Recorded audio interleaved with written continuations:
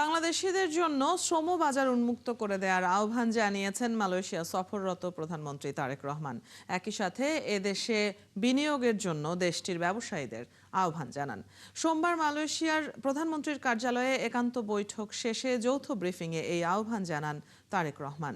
শ্রমবাজার, প্রযুক্তি, শিক্ষা ও জ্বালানি সহ নানা খাতে বাংলাদেশকে ফার্স্ট ট্র্যাক ক্যাটাগরিতে রাখার কথা জানান আনোয়ার ইব্রাহিম। একই সাথে আসিয়ানের মাধ্যমে রোহিঙ্গা সমস্যার সমাধান সহ আঞ্চলিক ও বৈশ্বিক স্থিতিশীলতায় একসাথে কাজ করার কথা জানান তিনি।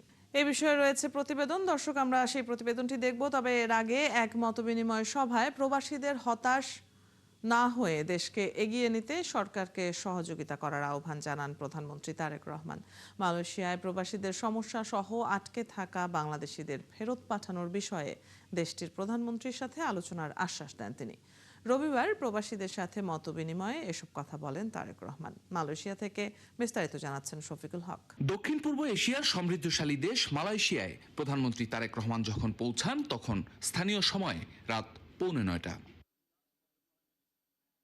সহধর্মিনীকে সঙ্গে নিয়ে লাল গালিচায় অভিবাদন। সরকার প্রধান হিসেবে প্রথম সফরে বিদেশের মাটিতে পা রাখতেই উষ্ণ অভ্যর্থনায় প্রধানমন্ত্রী।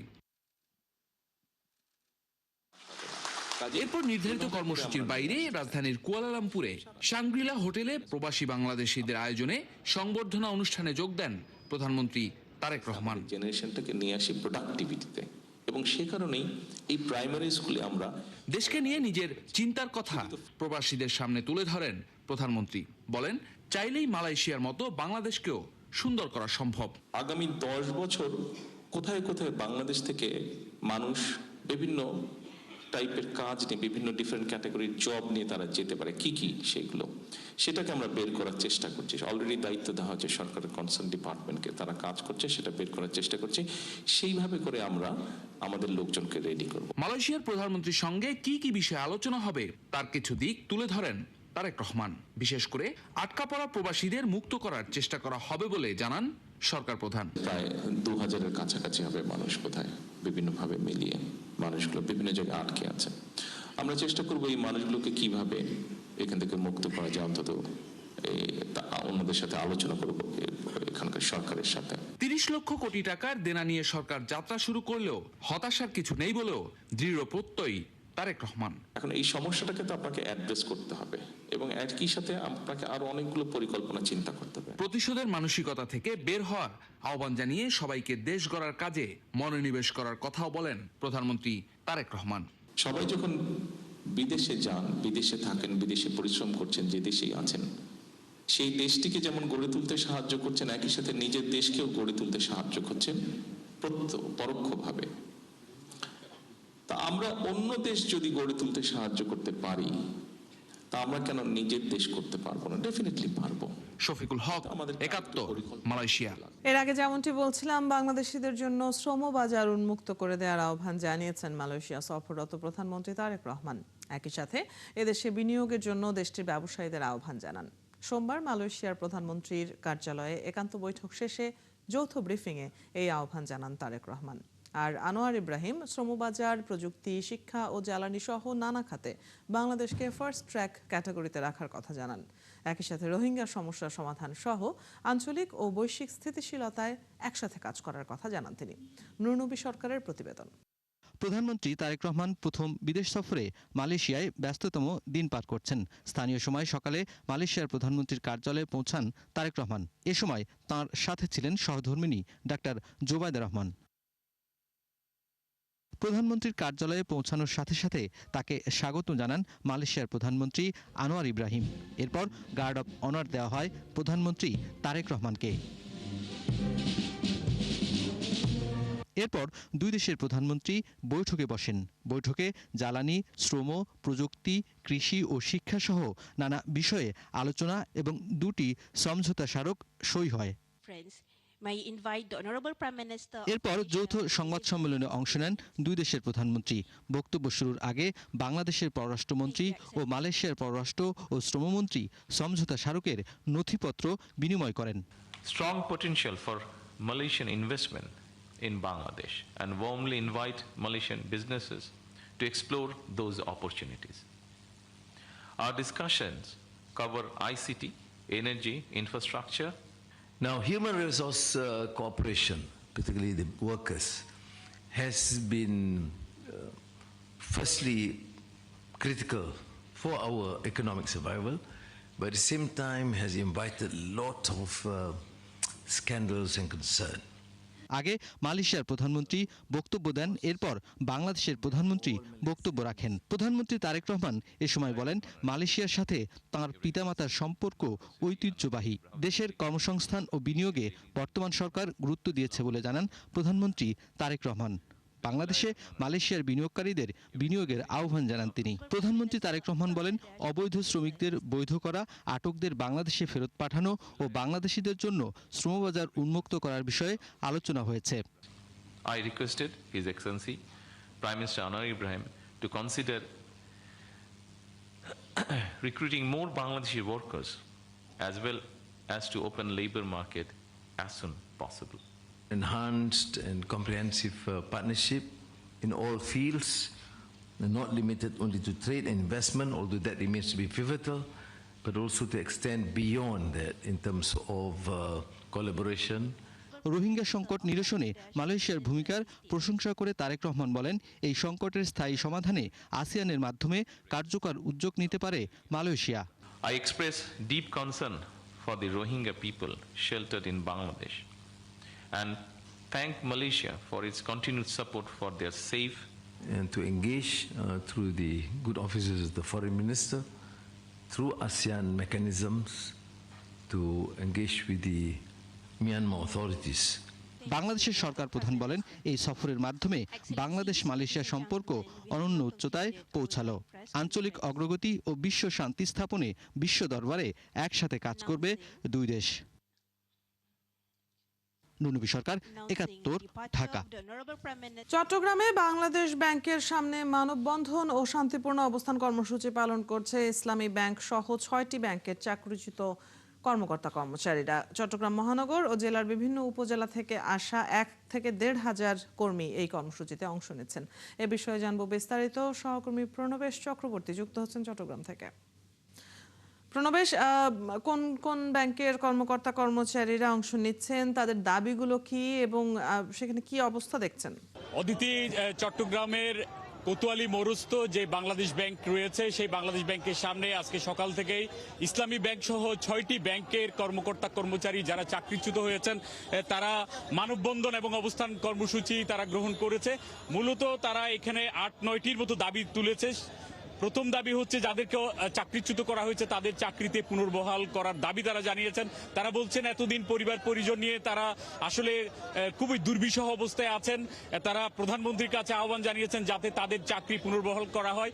সকাল থেকেই প্রায় হাজারের উপর কর্মকর্তা কর্মচারী এখানে উপস্থিত হয়েছেন এবং উপস্থিত হয়ে তারা এই দাবিগুলো জানান এবং তারা যেটা দাবি করেছেন যে দক্ষ অভিজ্ঞ সৎ পেশাদার ব্যক্তিদের সমন্বয়ে এখানে তাদের ব্যবস্থাপনা যে কমিটি রয়েছে সেটি পুনর্গঠনের দাবি তারা জানিয়েছেন। পাশাপাশি যারা এতদিন বকেয়া বেতন ভাতা প্রাপ্য সুযোগ সুবিধা পেতেন সেগুলো অবিলম্বে পুনর্বহালের দাবি জানিয়েছেন। অন্যায়ভাবে চাকরিচ্যুত সকল কর্মকর্তা কর্মচারীদের যাতে চাকরি ফিরিয়ে দেওয়া হয় সেই দাবিও তারা তুলেছেন এবং ব্যাংকের সকল পর্যায়ে রাজনৈতিক হস্তক্ষেপ বন্ধের দাবিও তারা তুলেছেন। তারা বলেছেন যে প্রত্যক্ষ রাজনৈতিক কর্মকাণ্ডে জড়িত এরকম কেউ যাতে কোম্পানি আইন অনুযায়ী যাতে এরা কেউ না থাকে এবং কোম্পানি আইন অনুযায়ী যাতে ব্যাংক তাদের কার্যক্রম পরিচালনা করে সেই দাবিও তুলেছেন। সবচেয়ে বড় কথা, তারা দীর্ঘদিন পরিবার পরিজন নিয়ে আসলে নানান সমস্যার মধ্যে আছেন। আমরা তাদের কাছ থেকে শুনতে চাই আপনারা আসলে কি দাবি তুলছেন, আপনাদের পরিবারের অবস্থা কি? আসলে আমরা এখন খুবই মানবেতর জীবনযাপন করছি। প্রায় ১০ মাস, মিনিমাম ১০ মাস হয়ে গেছে আমাদের চাকরিটা চলে গেছে। আমাদের এখন একটাই দাবি, আমাদের সসম্মানে যাতে পুনর্বহাল করা হয়, আমাদের সম্পূর্ণ ক্ষতিপূরণ দিয়ে যাতে আমাদের ব্যাংকে সম্পূর্ণ ফিরিয়ে নেওয়া হয়। আমরা আসলে কর্পোরেট জীবন প্রতিষ্ঠা করতে চাই, আমরা রাস্তায় নামতে চাই না। আমরা সবাই কর্পোরেট চাকরিজীবী। আমরা মাননীয় প্রধানমন্ত্রীর কাছে বিনীত আবেদন যাতে আমাদেরকে পুনর্বহাল করা হয় দ্রুত। আমরা আমাদের চাকরিতে পুনর্বহাল চাই, অবৈধ ম্যানেজমেন্ট, এবং আমরা সবাই জানি একটা নির্দিষ্ট দল কর্তৃক আমাদেরকে ৫ই আগস্টের পরে এখন আমাদের দাবি হচ্ছে আমরা চাকরি পুনর্বহাল চাই, অনতি বিলম্বে আমরা আমাদের চাকরি পুনর্বহাল চাই। তো এরা এই কর্মকর্তা কর্মচারীরা তারা মানববন্ধন শেষে একটি মিছিল করেছেন। মিছিলটি এখন চট্টগ্রামের যে নিউ মার্কেট রয়েছে, নিউ মার্কেট মোড়ে এসে অবস্থান করেছে। এখানেও তারা একই দাবি করেছেন এবং আসলে এখানে সড়ক দীর্ঘ যানজটেও একটা সমস্যা তৈরি হয়েছে।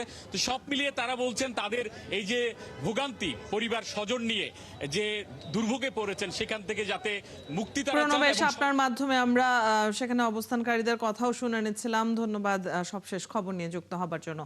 দর্শক, চট্টগ্রাম থেকে সহকর্মী প্রণবেশ চক্রবর্তী যুক্ত ছিলেন। চাকরিচ্যুত ব্যাংকারদের অবস্থান কর্মসূচি নিয়ে জানছিলাম আমরা। রবিবার রাত থেকে সোমবার সকাল পর্যন্ত বৃষ্টিপাত না হওয়ায় সিলেটের প্রধান দুই নদী সুরমা ও কুশিয়ারার পানি বিপদসীমার নিচ দিয়ে প্রবাহিত হচ্ছে। সুনামগঞ্জে নদ নদীর পানি বাড়লেও এখনও বিপদসীমার নিচ দিয়ে বইছে। রবিবার রাতে নতুন করে বৃষ্টিপাত না হওয়ায় সিলেট অঞ্চলের নদ নদীর বৃদ্ধির পর এখন কমতে শুরু করেছে। পানি উন্নয়ন বোর্ড জানিয়েছে, ভারতের মেঘালয় ও আসামে ভারী থেকে অতি ভারী বৃষ্টিপাতের সম্ভাবনা থাকায় পরিস্থিতি অবনতি হওয়ার আশঙ্কা রয়েছে। এখন পর্যন্ত সুরমা কুশিয়ারার পানি বিপদসীমার নিচ দিয়ে প্রবাহিত হচ্ছে। তবে ভারতের বৃষ্টির ধারা অব্যাহত থাকলে আগামী 2-1 দিনের মধ্যে নদী দুটির পানি বিপদসীমা অতিক্রম করতে পারে। মূলত আগামী কয়েকদিনের বৃষ্টিপাত এবং উজান থেকে নেমে আসা পানি প্রবাহের ওপর সিলেট অঞ্চলের সার্বিক বন্যা পরিস্থিতি নির্ভর করবে বলেও জানায় পানি উন্নয়ন বোর্ড। চট্টগ্রামের ফটিকছড়ির নারায়ণহাট ইউনিয়নের হালদা ভ্যালি চা বাগানের নামে অবৈধভাবে ভূমিহীনদের ঘরবাড়ি উচ্ছেদের অভিযোগ উঠেছে। প্রতিবাদে মানববন্ধন করছেন ভুক্তভোগীরা। মানববন্ধনে অংশগ্রহণকারীরা বলেন, হালদা ভ্যালি চা বাগান সংশ্লিষ্টরা শ্রমিকদের দিয়ে প্রভাব খাটিয়ে তাদের ব্যবহার করে দীর্ঘদিন অসহায় ও ভূমিহীন পরিবারগুলোকে নানাভাবে হয়রানি করছে। আইনি নোটিশ ছাড়াই জোরপূর্বক ভূমিহীনদের পৈতৃক ভিটেমাটি এবং ঘরবাড়ি উচ্ছেদ করা হচ্ছে। বক্তারা অবিলম্বে এই অবৈধ উচ্ছেদ ও হয়রানি বন্ধের দাবি জানান। অনেক কষ্ট করে এই জায়গা সম্পদ করাইছি, আজকে গজে আমাদের উচ্ছেদ করে দিছে। এখানে পরে 400-500 ফ্যামিলির মতন ভূমিহীন বসত বাড়ি ছিলেন। ওদের সমস্ত বাড়িঘর রাতের বেলা আওয়ামী লীগের সন্ত্রাসী দিয়া, তারপরে বাগানের কিছু এদের প্রাইভেট সন্ত্রাসী আছে, এরা পালে, এখনো পালে, এদের হাতায় রাতের বেলা মারধর করে করে আমাদের মা বোনদেরকে সবাই উচ্ছেদ করছে।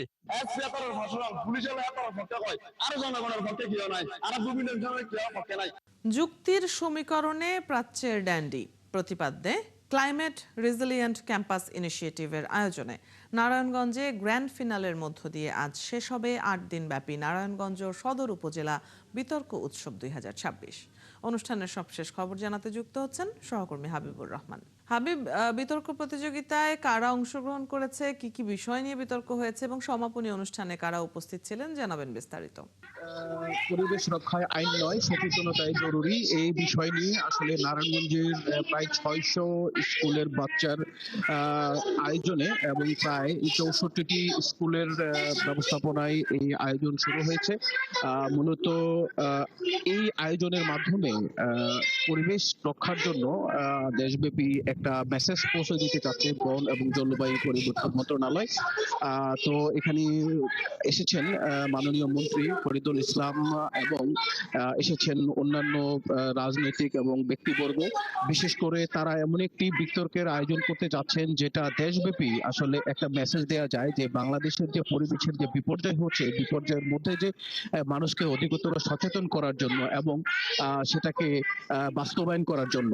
তো আমরা একটু মাননীয় মন্ত্রী বন এবং পরিবেশ মন্ত্রণালয় শেখ ফরিদুল ইসলামের সাথে একটু কথা বলবো, আসলে তারা এই কার্যক্রমটাকে কতদূর নিয়ে যেতে চান, কারণ এই ধরনের একটা বৈশ্বিক ইস্যু কিভাবে তারা বাস্তবায়ন করতে চান। আমরা একটু কথা বলবো। মাননীয় মন্ত্রী, আপনারা এই প্রকল্পটাকে, এই কার্যক্রমটা হাতে নিয়েছেন, এটা দেশব্যাপী কি ছড়িয়ে দিতে চান নাকি কি পরিকল্পনা?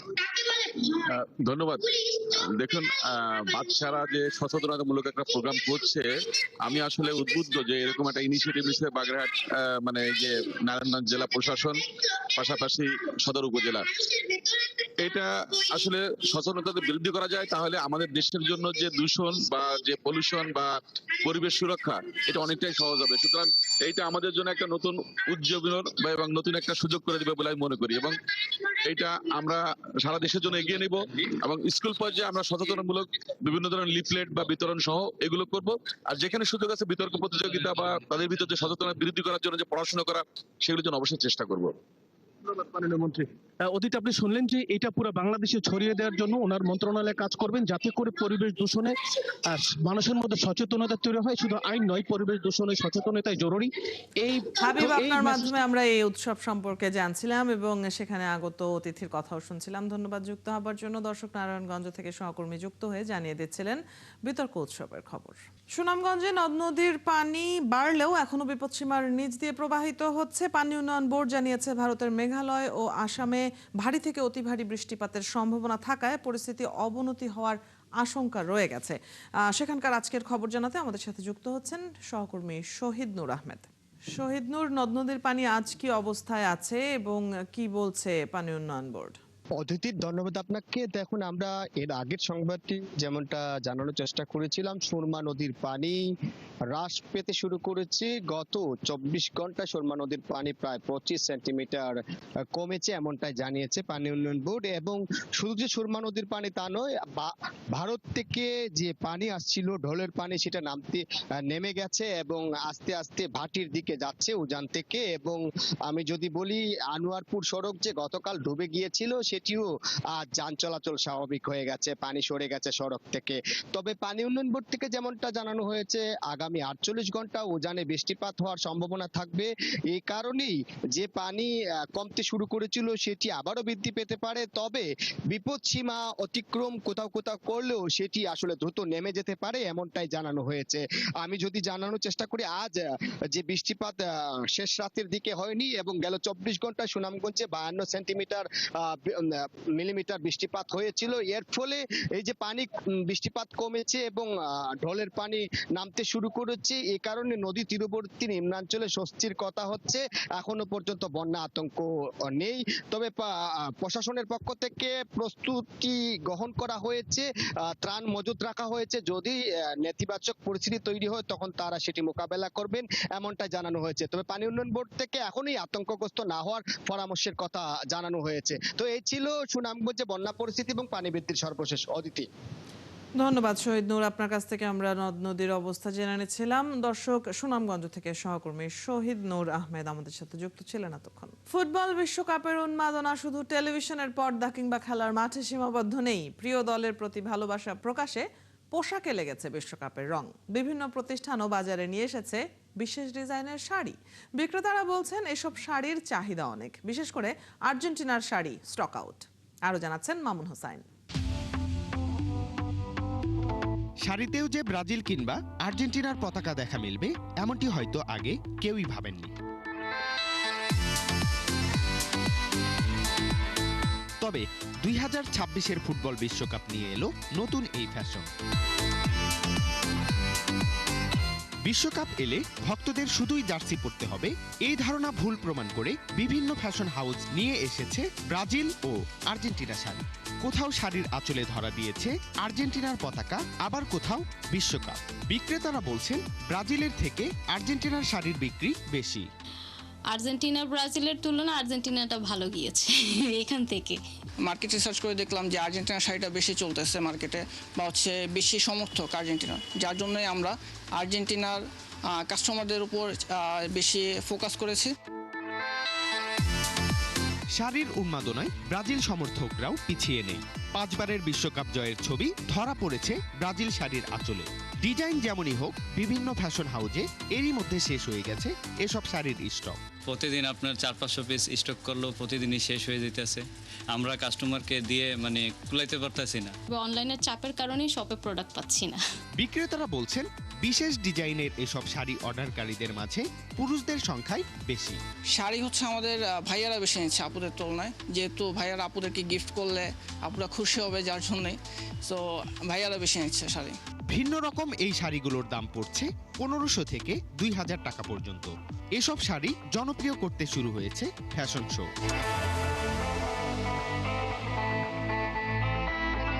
মামুন হোসাইন, 71, ঢাকা। চলছে সংবাদ সংযোগ। সরাসরি সংবাদ ও অনুষ্ঠান দেখতে চোখ রাখুন 71-এর ফেসবুক পেজে এবং সাবস্ক্রাইব করুন 71-এর ইউটিউব চ্যানেল।